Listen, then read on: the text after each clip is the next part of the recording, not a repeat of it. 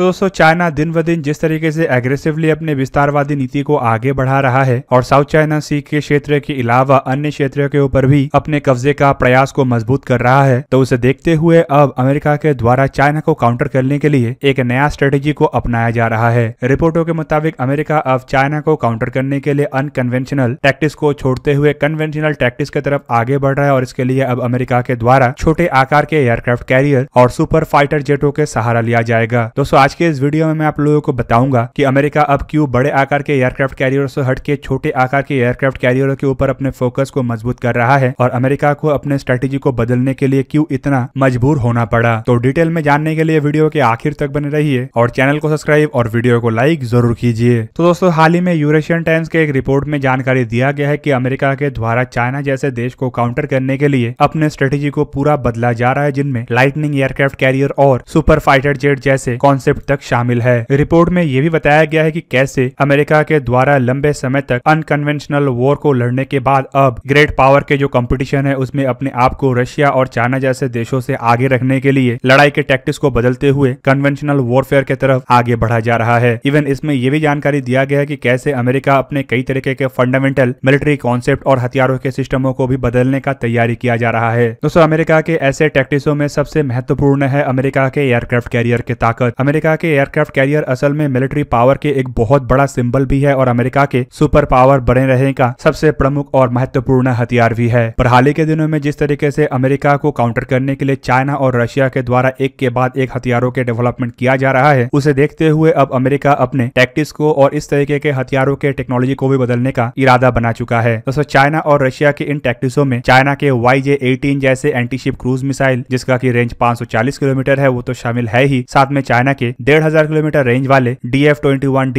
Antiship ballistic missile और PL-15 जैसे beyond visual range air to air missile तक शामिल है, जो कि अमेरिका के हार्पून M120D और स्टैंडर्ड मिसाइल सिस्टमों से स्पेसिफिकेशन वाइज आगे है। चाइना के इन हथियारों के स्पेसिफिकेशन को देख के हम एटलीस्ट ये नहीं कह सकते कि टेक्नोलॉजी में यह हथियार अमेरिका के हथियारों के तुलना में आगे होगा कि नहीं। पर दोस्तों अगर चाइना से हटके रशिया की तरफ देखा जाए तो फिलहाल रशिया के द्वारा जिस तरीके से एवंगार्ड, किंजल और जर्कॉन जैसे हाइपरसोनिक मिसाइलों को बनाया गया है वो फिलहाल अमेरिका के मिसाइल टेक्नोलॉजी को काफी पीछे छोड़ दिया है। इवन दोस्तों अमेरिका के बैलिस्टिक मिसाइल डिफेंस शील्ड के लिए भी रशिया के ये मिसाइल अब काफी बड़े चैलेंज का कारण बन चुका है। दोस्तों चाइना और रशिया फिलहाल अमेरिका को सरपास करते हुए एक मिलिट्री सुपर पावर बनना चाहता है और अगर ऐसा संभव होता है तो ये खाली अमेरिका के मिलिट्री कैपेसिटी को ही पछाड़ेगा नहीं बल्कि अमेरिका के इकोनॉमी और सोशल कैपेसिटी के ऊपर भी इतना असर डालेगा कि अमेरिका आने वाले कई दशकों तक इससे अपने आप को रिकवर नहीं कर पाएगा। पर फिलहाल अगर अमेरिका के अंदर ही देखा जाए तो ऐसे हथियारों के डेवलपमेंट को लेकर अमेरिका के ऊपर भी पॉलिटिकल और मिलिट्री इंडस्ट्रियल कॉम्प्लेक्स का एक बहुत बड़ा प्रेशर भी है। खास करके अगर बीते कुछ सालों के ही इतिहास को देखा जाए तो मिलिट्री इंडस्ट्रियल कॉम्प्लेक्स की तरफ से प्रेशराइज करके ऐसे कुछ हथियारों का निर्माण किया गया जो एक तरीके से यूजलेस तो है ही, साथ में अमेरिका के ताकत को भी कमजोर किया है। एग्जाम्पल के रूप में ज़ोमॉल्ट क्लास के जहाज और लॉइटरिंग कॉम्बैट शिप LCS को ही देख ले, ये दोनों एक तरीके से यूजलेस भी है और फिलहाल अमेरिका के फोर्स प्रोजेक्शन में इतना बड़ा हिस्सा नहीं निभा पाएगा। जबकि अगर अमेरिका इस तरीके के जहाजों के निर्माण ना करके हाइपरसोनिक मिसाइल और अन्य हथियारों के डेवलपमेंट की तरफ आगे बढ़ता तो शायद ये अमेरिका को काफी हद तक मदद भी करता। दोस्तों अमेरिका के भविष्य के एयरक्राफ्ट कैरियर मतलब फोर्ड क्लास के अगर एयरक्राफ्ट कैरियर को देखा जाए तो इसका पहला जहाज USS जेरल्ड आर फोर्ड को साल 2000 में अमेरिकी बेड़े में शामिल किया गया, जबकि इस क्लास के दूसरे जहाज मतलब USS जॉन एफ कैनेडी को संभावित 2024 में अमेरिकन बेड़े में शामिल किया जा सकता है। तीसरा जहाज मतलब USS एंटरप्राइज संभावित 2027 में और चौथा जहाज मतलब CVN-81 को शायद 2032 तक अमेरिकी बेड़े में शामिल कर लिया जाए। दोस्तों पिछले साल के ही अगर अमेरिका के रिपोर्ट को देखा जाए तो अमेरिका की तरफ से प्रस्ताव दिया गया था कि 11 एयरक्राफ्ट कैरियर की जगह में अमेरिका के बेड़े में 10 एयरक्राफ्ट कैरियरों को रखा जाएगा, पर तुरंत बाद ही इस प्रस्ताव को हटा दिया गया और अमेरिका के एयरक्राफ्ट कैरियर के महत्व को भी सामने लाया गया। दोस्तों फोर्ड क्लास के अगर इन एयरक्राफ्ट कैरियरों को ही देख ले तो हाल ही में कई सारे ऐसे रिपोर्ट आ चुका है जिनमें इसके कई सारे खामियों का भी खुलासा किया गया। अमेरिका के ये बड़ा एयरक्राफ्ट कैरियर वजन में भारी और आकार में बड़ा होने की वजह से कई तरीके के एयरक्राफ्टों को एक ही साथ कैरी कर सकता है और लंबे समय तक ऑपरेट हो सकता है। लेकिन दोस्तों फिलहाल के कन्वेंशनल लड़ाई को देखा जाए तो इसके ये वजन और इसके ये आकार कई बार इसका परेशानी का कारण भी बन सकता है।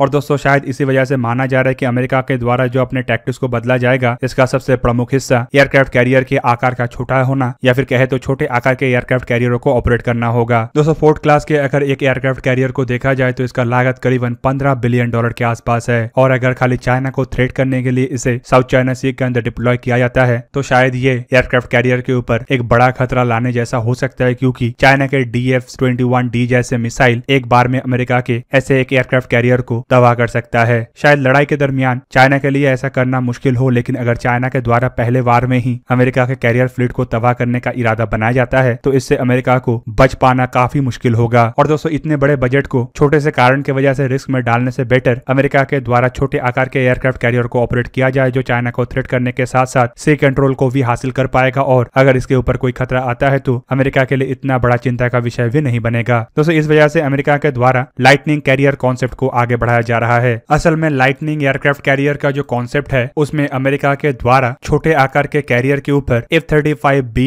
Short take off vertical landing एयरक्राफ्टों को तैनात करना चाहता है ताकि सी कंट्रोल और सी डिनाइल जैसे रोल को निभाया जा सके। इवन दोस्तों, इसे लेकर रैंड कॉर्पोरेशन के भी एक रिपोर्ट में जानकारी दिया गया था कि चाइना और रशिया की तरफ से जिस तरीके का हथियारों का डेवलपमेंट किया गया है, ये अमेरिका के एयरक्राफ्ट कैरियरों को इन दोनों देशों के समुद्री क्षेत्र से कम 1000 किलोमीटर दूर तक रहने पे मजबूर कर देगा। ऐसे में अगर एयरक्राफ्ट कैरियरों के इस्तेमाल 1000 माइल के डिस्टेंस के अंदर किया जाता है तो इन कैरियरों के ऊपर खतरा काफी अधिक हो सकता है। दोस्तों, अमेरिका की तरफ से जिन फोर्ड क्लास के एयरक्राफ्ट कैरियरों का निर्माण किया जा रहा है उसमें अमेरिका की तरफ से एक महत्वपूर्ण बात SGR को रखा गया है, मतलब शॉर्टेस्ट जनरेशन रेट। मतलब इन एयरक्राफ्ट कैरियरों को कितने तेज गति से एयरक्राफ्टों को लॉन्च करने में और से रिकवरी करने में इस्तेमाल किया जा सके। बेसिकली निमिट्स क्लास के तुलना में फोर्ड क्लास के एयरक्राफ्ट कैरियर 25 से 30% अधिक SGR कैपेसिटी वाला है, जबकि छोटे आकार के एयरक्राफ्ट कैरियरों में ये क्षमता कम होगा। पर दोस्तों, अगर असल हकीकत को देखा जाए तो निमिट्स क्लास एयरक्राफ्ट कैरियर के जो SGR कैपेसिटी है वो 120 शॉर्टीज 12 घंटे से अधिक रेट में कभी इस्तेमाल नहीं किया गया। मतलब अगर इसका SGR कैपेसिटी चाहे जितना भी हो, अमेरिका के द्वारा कभी भी इतना SGR को उपयोग नहीं किया गया। ऐसे में अगर छोटे आकार के एयरक्राफ्ट कैरियरों का निर्माण किया जाता है तो SGR के मामले में शायद अमेरिका को इतना अधिक मुश्किलों का सामना करना ना पड़े। दोस्तों, अगर अमेरिका की तरफ से छोटे आकार के एयरक्राफ्ट कैरियरों का कंस्ट्रक्शन ना भी करे तो अमेरिका के पास जो लैंडिंग हेलीकॉप्टर डॉक या फिर एम्फीबियस कैरियर है, ये एक साथ 20 F-35B जैसे एयरक्राफ्टों को कैरी कर सकते हैं। पर दोस्तों, इस तरीके के जहाज के पास F-18 Super-Hornet जैसे कैरियर बेस्ड फाइटर एयरक्राफ्टों को ऑपरेट करने का क्षमता नहीं है, क्योंकि इनके पास ना कैटेबल लॉन्चिंग सिस्टम है और ना ही ऐसे जहाजों में अरेस्टिंग वायर है जो इन एयरक्राफ्ट कैरियरों के ऊपर एयरक्राफ्ट के लैंडिंग को संभाल पाए। पर F-35B अमेरिका के एम्फीबियस जहाजों को एक एयरक्राफ्ट कैरियर के रूप में तब्दील कर सकता है और काफी हद तक कई तरीके के ऑपरेशनों को अंजाम देने के लायक बना सकता है। दोस्तों, इवन इस तरीके के जहाजों में सुविधा यह है कि जहां पे फोर्ड क्लास के एक जहाज को निर्माण करने में कम से कम $15 बिलियन का खर्चा है, तो वहीं पे ऐसे जहाजों के निर्माण के लिए अमेरिका को सिर्फ $3 बिलियन का खर्चा करने का आवश्यकता पड़ेगा। मतलब एक एयरक्राफ्ट कैरियर के खर्चे में अमेरिका के द्वारा 5 ऐसे छोटे आकार के जहाज का निर्माण किया जा सकेगा। और अगर 5 जहाजों को एक साथ ऑपरेट किया जाता है तो दोस्तों, ये एक साथ 100 एयरक्राफ्टों को कैरी करने का क्षमता वाला कैपेसिटी होगा। मतलब अगर अमेरिका के द्वारा एक एयरक्राफ्ट कैरियर के जगह में 5 ऐसे एम्फीबियस जहाजों का निर्माण किया जाता है तो एयरक्राफ्ट कैरियर के जैसे क्षमता को अमेरिका जहां पे अचीव कर सकेगा, तो वहीं पे चाइना के लिए एक नहीं बल्कि 5 ऐसे जहाजों को डुबाना पड़ेगा। और दोस्तों, अगर चाइना के हमले में 1 या 2 जहाज डूब भी जाता है तो अमेरिका के कैपेसिटी के ऊपर इतना बड़ा असर नहीं पड़ेगा कि अमेरिका उस क्षेत्र से पीछे हट जाए। दोस्तों, किसी भी देश के लिए एयरक्राफ्ट कैरियर को निर्माण करने में एक बहुत बड़ा हिस्सा होता है उसके कैरियर विंग, मतलब उसके एयरक्राफ्टों के डेवलपमेंट करना। और अमेरिका की तरफ से जिस तरीके से F-35 फाइटर एयरक्राफ्टों का डेवलपमेंट किया गया है, ये अमेरिका के छोटे आकार के एयरक्राफ्ट कैरियर को डेवलप करने में काफी अधिक मददगार होगा। दूसरी तरफ एयरक्राफ्ट कैरियर के ऊपर कैटेबल लॉन्चिंग सिस्टम और अरेस्टिंग वायर जैसे इक्विपमेंट नहीं होने की वजह से ये और अधिक आसानी से ऑपरेट हो सकेगा और कम से कम क्रू मेंबर के साथ ऐसे एयरक्राफ्ट कैरियरों को अमेरिका आसानी से ऑपरेट कर सकेगा। कुल मिला के अमेरिका के द्वारा छोटे आकार के एयरक्राफ्ट कैरियरों को लेकर जिस कॉन्सेप्ट को आगे बढ़ाया जा रहा है, ये संभावित आने वाले समय में चाइना और रशिया जैसे देशों के लिए काफी अधिक चैलेंजिंग बन सकता है। लेकिन मेरा मानना यह है कि छोटे आकार के एयरक्राफ्ट कैरियरों को डेवलप करने के साथ साथ अमेरिका को अब अपने हाइपरसोनिक मिसाइलों के डेवलपमेंट के ऊपर भी फोकस को आगे बढ़ाना चाहिए, ताकि जिस तरीके से अन्य देश अमेरिका से इस रेस में आगे आ रहा है उसे अमेरिका काउंटर कर सके। तो दोस्तों, ये था आज का वीडियो। अगर आपको वीडियो अच्छा लगा तो उसे लाइक कीजिए और मेरे चैनल को सब्सक्राइब कीजिए और साथ में बना हुआ बेल आइकन को भी प्रेस कर दीजिए ताकि आप मेरा वीडियो देख पाए सबसे पहले। जय हिंद।